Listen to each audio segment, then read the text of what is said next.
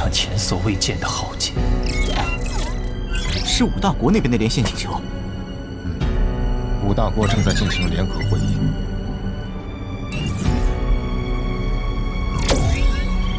我提前知会他们，议题一旦涉及到那头神秘怪兽，便及时与我们连线。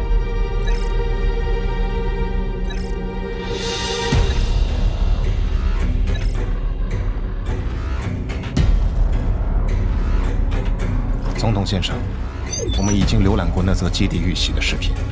现在亚美利加本土情况如何？海域怪兽在他的带领下，不断向内陆侵袭，甚至有其他怪兽带队分头进攻。到现在，共有4座战争基地被毁，超过21万士兵丧生。是一直蛰伏在海里的那2头兽皇。要是他们也参与进来，情况就更危急了。我们得尽快搜集情报，以便想出对策。不知各位是否知道它的来历？根据韩夏所掌握的资料，有一种宇宙生命的特征和这头怪兽吻合。我国经过慎重考虑，决定解封最高机密文件——玄机7号档案。李司令，由你来讲解一下。我们韩夏军方为掌握海域怪兽动向，长期进行海洋侦测，期间也曾发现过古文明遗迹，其中2号古文明遗迹就有记载部分宇宙生命的信息。该遗迹中的信息显示，有种怪兽数量极少，但只要成年就能成为宇宙级。这种怪兽叫做星空巨兽。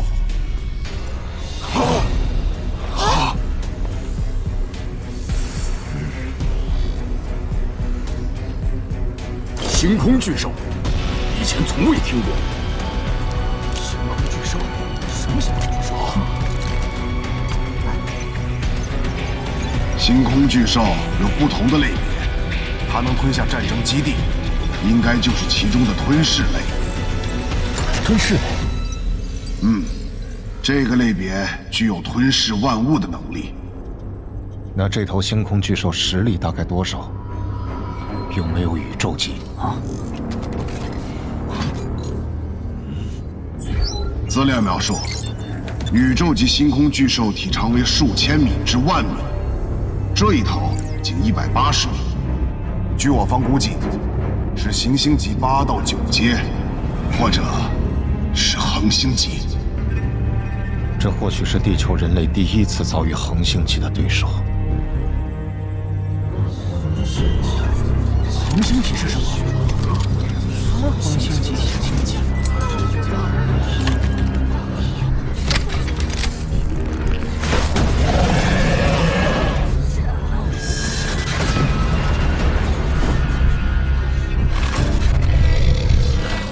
那该怎么对付他？要不然，亚美利加不知还会有多少伤亡。战神宫智能系统对该怪兽的战斗数据进行搜集和整理。这么快？红哥，他的速度是我们的2到3倍了吧？作为行星级3阶的精神陨石，就算有动天梭，飞行速度也刚超过5000米每秒。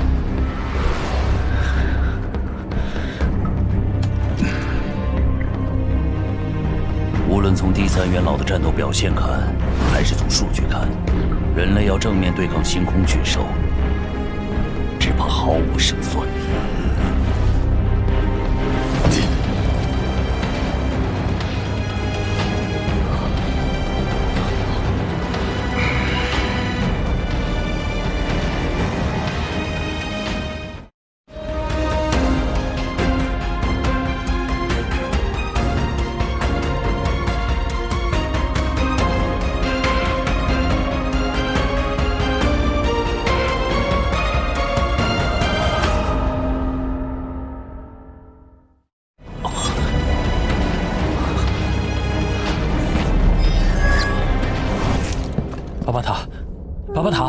巴巴塔，你认不认得屏幕上出现的怪兽？天，你们是上哪弄来的视频？就是地球上的。它出现在地球？这怎么可能啊！主人闯荡宇宙6000多万年，也只碰到过3头星空巨兽，且没有一头是这样的高等血统。高等血统？巴巴塔，你说清楚。分氏类的星空巨兽有2大巅峰血统，一种是圆心巨兽，一种是金角巨兽，而这个就是这2种当中更加凶残、名气更大的金角巨兽。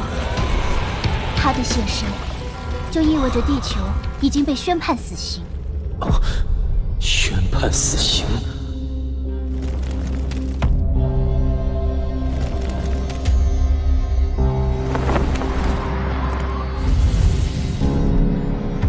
我的同学、老师、武馆师兄弟、教官，我的父母亲人，我的爱人，我从小到大接触的所有人，都只是韩夏民族其中一个不起眼的很小很小的一滴水，而韩夏民族则是地球人类的一部分。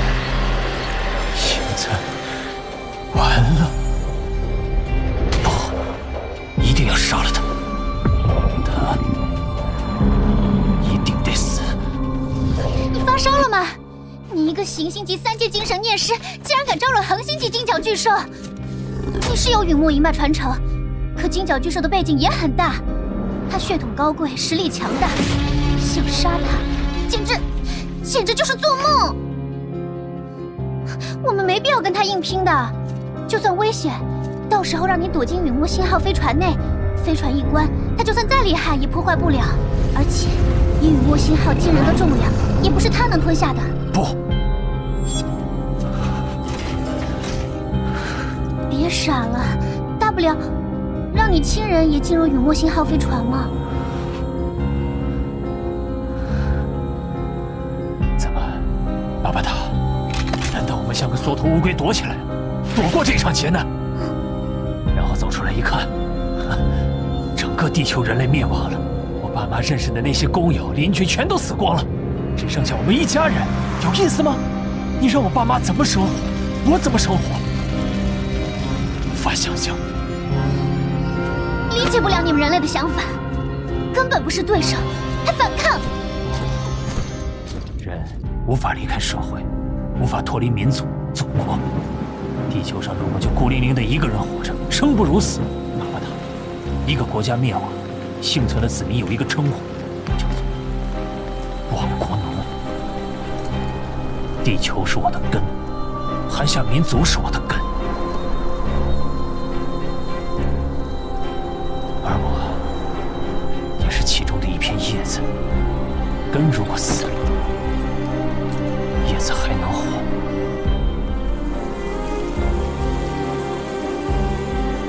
巴巴塔，告诉我，怎么杀死他？没可能的。巴巴塔，你都能改造飞船，难道还不能制造厉害的武器将他击杀吗？轰杀恒星级的武器。罗峰，在宇宙中，恒星级已经算一方强者，宇宙级强者更是能靠肉体跟星际舰队搏杀。也就是说，一般星际舰队很难击杀宇宙级。击杀恒星级也是需要大威力的武器，这等威力武器制造非常复杂，最起码需要几年功夫。可是以金角巨兽的速度，1个月内绝对横扫整个地球。而且罗峰，大威力武器制造容易，发射呢？你要发射并且命中目标也很有难度。所以，如果真的要反抗，只有一个办法。是什么？你们地球上有一些宇宙战舰残骸，那些残骸中就可能配备大威力武器。虽然受到长时间侵蚀，早就无法用，可是我如果改造一下，或许还可能再用。当然，这要碰运气。毕竟能击杀恒星级的武器，在星际战舰中也算大威力了。比如你们馆主总部那艘飞船，只是运输舰，配备的武器一般都比较差。巴巴塔，你告诉我，这头尖角巨兽的准确实力，几支笔才能百战不殆。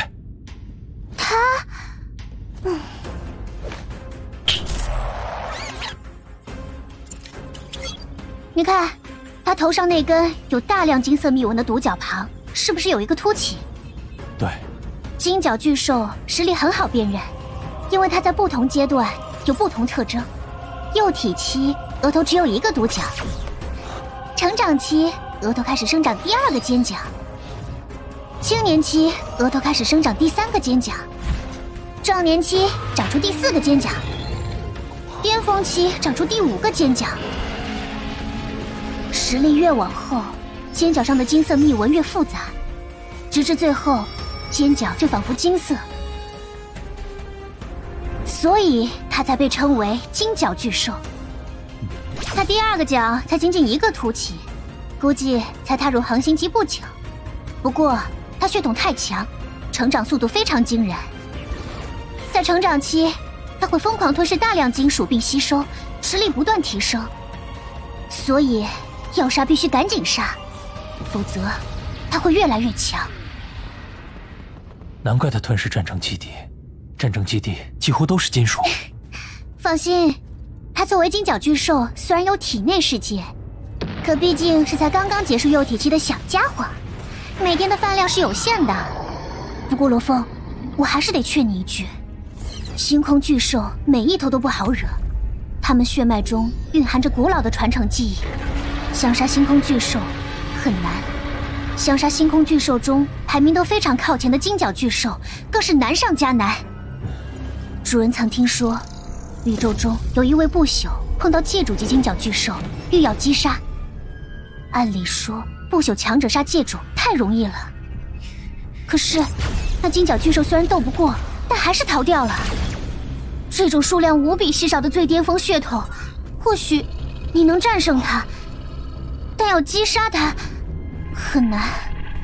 不试试怎么知道？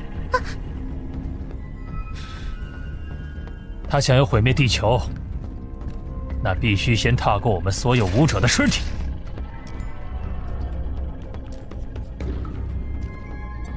地球是我们人类共同的家园，而身为武者的我，存在的意义，就是用生命誓死守护这个家园。你这个死脑筋，可惜雨墨星号上没有武器，不然以雨墨星号的强度，只要加速到惊人速度，加上它锋利无比的边缘，一个撞击就是一颗星球也能切割，杀恒星级跟切菜一样。可惜雨墨星号损坏，根本没办法飞。大卫，如果是行星级8阶9阶的怪兽，我们还有希望；可如果是恒星级，胜利的可能性最多只有1成。若采用大当量核弹打击，具备实施条件吗？大涅槃时期之前，超大当量的核弹连试验都没地方试验。可是基地式时代，空旷的上万平方公里的地方多的是，条件是有的。详细计划还是交与各国专家讨论吧。司令，我是在想，如果失败，你是说民族传承计划？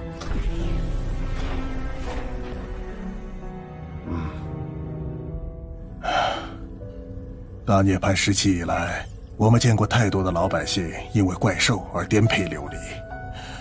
如今好不容易才能在基地室中获得片刻安宁，没想到末日就这么来了。相信各国都一样，传承计划先暗中开始吧。如果我们地球人类真的反抗不了，再大规模启动。详细情况离开虚拟空间再谈。或许情况没那么糟。大家是地球的一员，没有一个愿意放弃。红哥，你有把握吗？没把握。不过，就算没把握，到了最后关头我也得上。我已升至行星级7阶，配合领域，已经行星级内无敌。再配合吃木鸭精快速成长的魔云堂，就算跟恒星级1阶生死一战，也未尝没有希望。最大的麻烦是不知道这一头星空巨兽的实力。各位，从我们亚美利家刚刚发送过来一段关于星空巨兽的视频。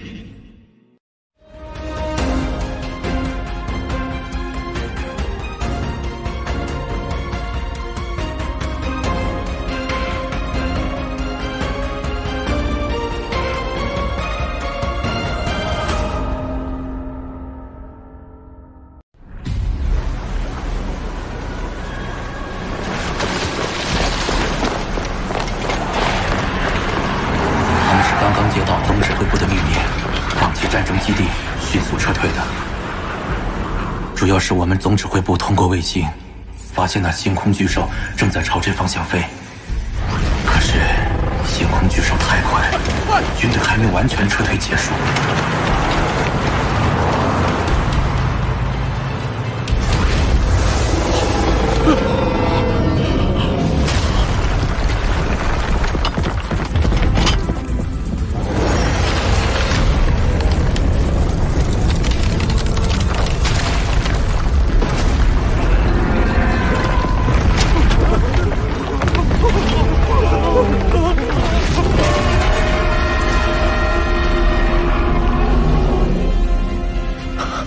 又要被吞了。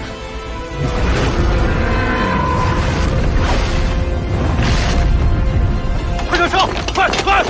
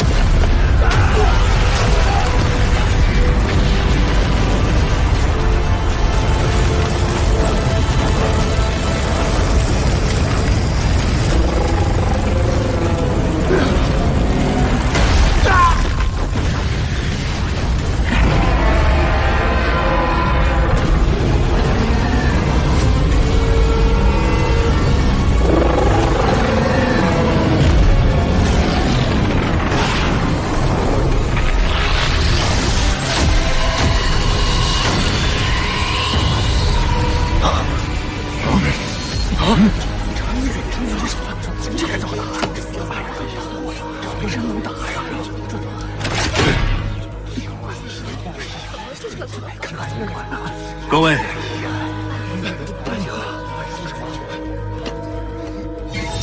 这一段视频，我们发现2点：一，他这次没有吞噬战争基地，而是毁掉；二，他有远程攻击手段。混蛋！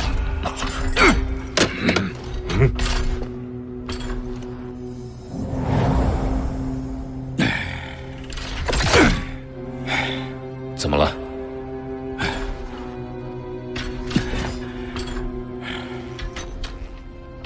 我们之前一直在商议，使用超大当量的氢弹在这星空巨兽身体表面或者嘴里爆炸。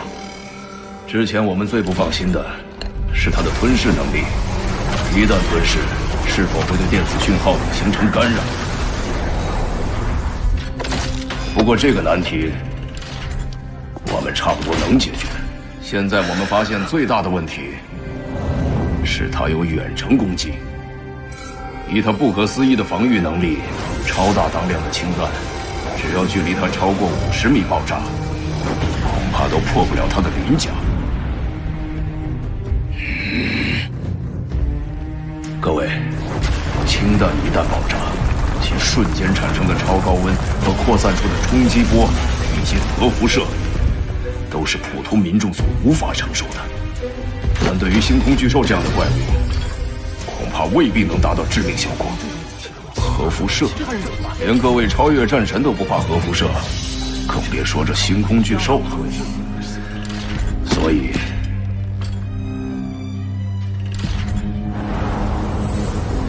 只有在足够近的距离内，瞬间的强大爆炸，才有机会重创甚至摧毁星空巨兽。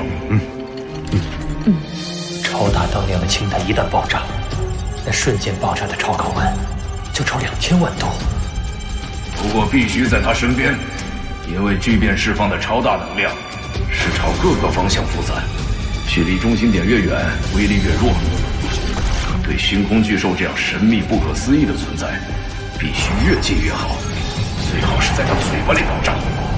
他口腔内部防御绝对不及体表人家，到时候上亿吨当量的氢弹在他嘴巴里，一定炸得他头颅化为虚无。哎。